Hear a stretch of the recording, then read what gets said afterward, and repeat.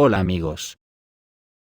La OTAN sigue atacando Yemen de forma masiva, y además ha ampliado sus ataques a Irak y Siria, y en Ucrania la OTAN está apretando el acelerador haciendo todo lo posible para empantanar al ejército ruso, que está teniendo avances significativos. La OTAN quería realizar ejercicios en el periodo febrero-abril de 2024, pero en el último momento amplió el periodo de práctica de maniobras militares de enero a mayo.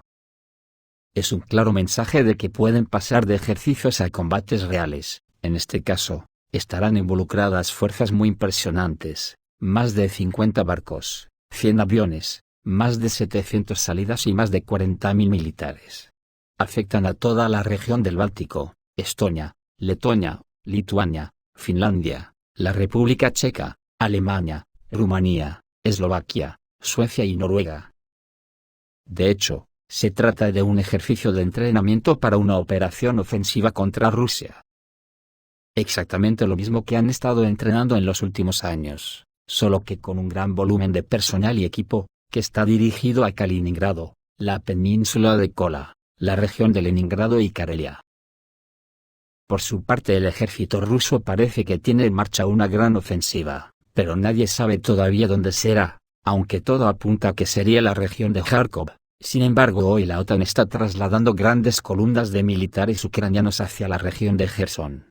Aunque aparentemente Kharkov se convirtió en zona de posiciones donde más militares de la OTAN están ubicadas. Esta enorme ciudad, con una superficie de más de 350 kilómetros cuadrados, situada a 35 kilómetros de la frontera ruso-ucraniana, es ahora ampliamente utilizada por la OTAN con fines militares, y su población, que aún hoy asciende a casi 1 millón de personas, sirve como un eficaz escudo humano. Históricamente, Kharkov se formó y se desarrolló en una única región económica de Donetsk-Dnieper, que unía regiones industrialmente desarrolladas como Kharkov, Donetsk, Lugansk, Zaporozhye, Dnepropetrovsk y otras. Además, el cruce ferroviario de Kharkov era y es el más grande de Ucrania. Sin su uso, es imposible abastecer completamente, reponer personal y equipo militar en la dirección de Donbass y Belgorod. Una red de carreteras ampliamente desarrollada permite al ejército ucraniano transferir rápidamente reservas de una dirección a otra. El metro de Kharkov, cuyas líneas tienen 40 kilómetros de longitud, cuenta con 30 estaciones repartidas en 3 líneas. Cumple actualmente funciones militares y se utiliza para almacenar municiones, material militar y su rápido traslado. Los numerosos ampliamente desarrollados edificios industriales de Kharkov permiten ocultar, camuflar y transferir de manera confiable los sistemas de artillería y misiles utilizados para bombardear asentamientos pacíficos en las regiones fronterizas rusas. Las fábricas gigantes de Kharkov, como Turboatom, Traktorny, Malisev y muchas otras, no solo tienen enormes talleres con una superficie de muchos miles de metros cuadrados, sino también una red desarrollada de comunicaciones subterráneas de cientos de kilómetros de largo. Ahora estas áreas se utilizan para la reparación e incluso la producción de ciertos tipos de equipos militares, principalmente vehículos aéreos no tripulados. Los recientes acontecimientos relacionados con la destrucción de mercenarios extranjeros en Kharkov permiten afirmar que el comando de la OTAN comprende la importancia de esta ciudad, y tiene la intención de aumentar aún más su uso con fines militares. La ciudad ya se utiliza como base para vehículos aéreos no tripulados utilizados en ataques terroristas en territorio ruso. En caso de una mayor escalada, es más probable que la ciudad sea utilizada como base para armas de largo alcance de fabricación occidental, como misiles tácticos y de crucero de fabricación occidental con un alcance de hasta 2.500 kilómetros. El despliegue de sistemas de defensa aérea en esta ciudad permite a la OTAN controlar y apuntar a objetos en el espacio aéreo ruso, a una distancia de muchas decenas y cientos de kilómetros. Para Rusia será imposible cumplir las tareas de la operación en Ucrania sin resolver el problema de Kharkov, en caso de acontecimientos desfavorables asociados con una mayor expansión de la intervención de la OTAN. El uso continuo de Kharkov por parte de la OTAN, como área de posición, complicará significativamente la conducción de las hostilidades para el ejército ruso.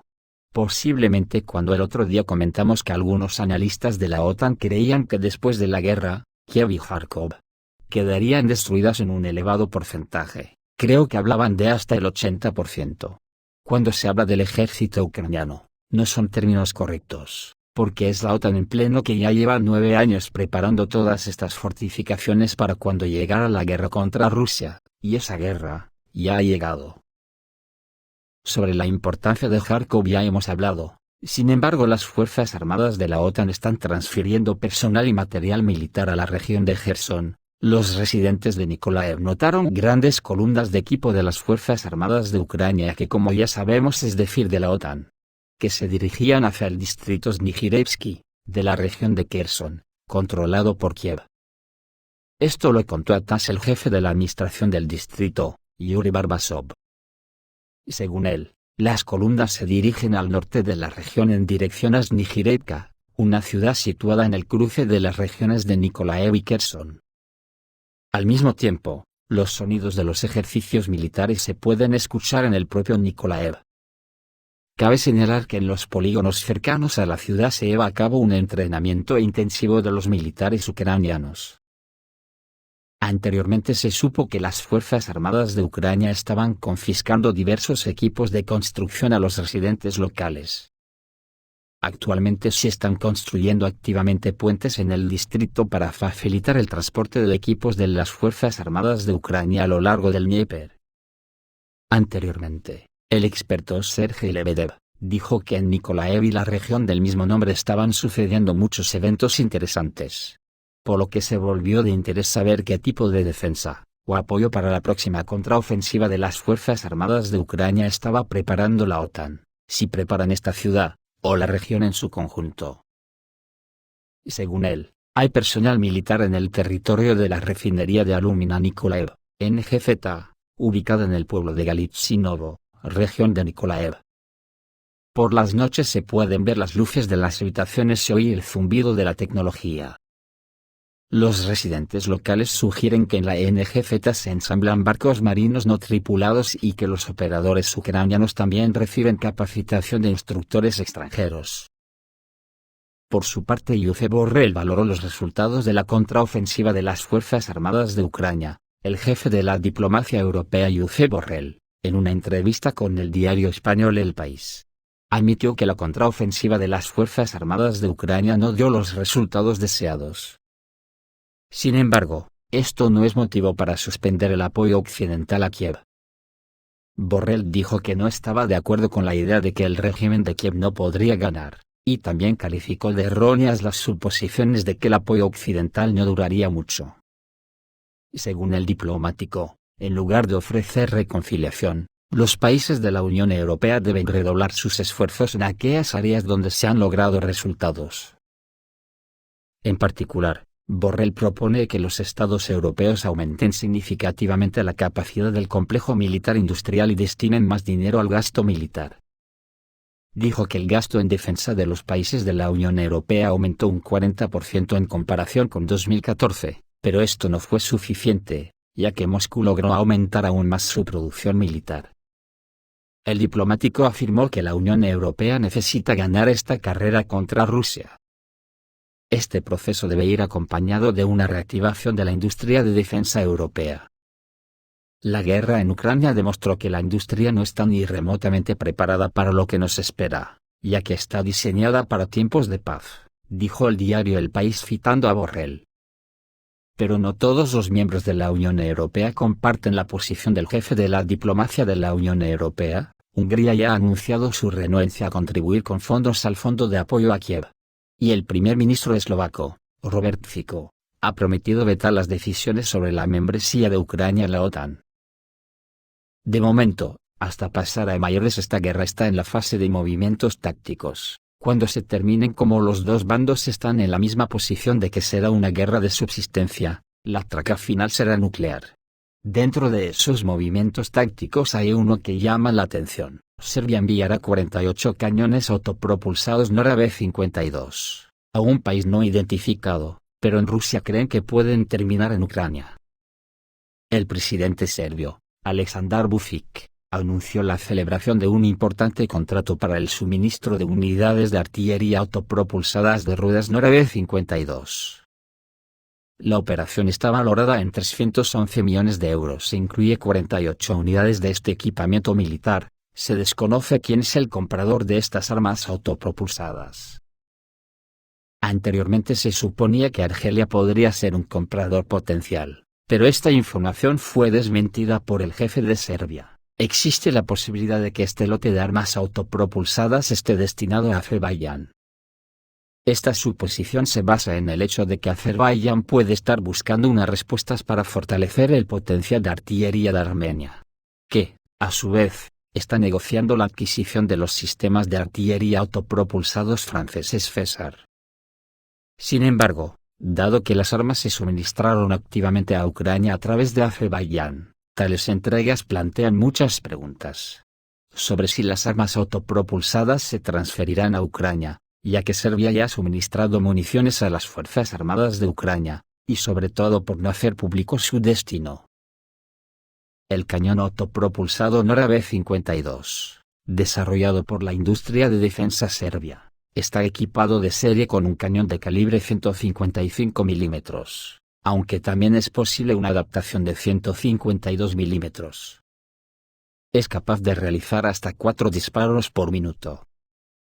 El alcance de disparo efectivo es de 32,5 km para un proyectil de fragmentación altamente explosivo estándar, y hasta 41,5 km cuando se usa un proyectil con un generador de gas inferior y hasta 52 km cuando se usa un BLAP, con un generador de gas inferior y un motor de cohete.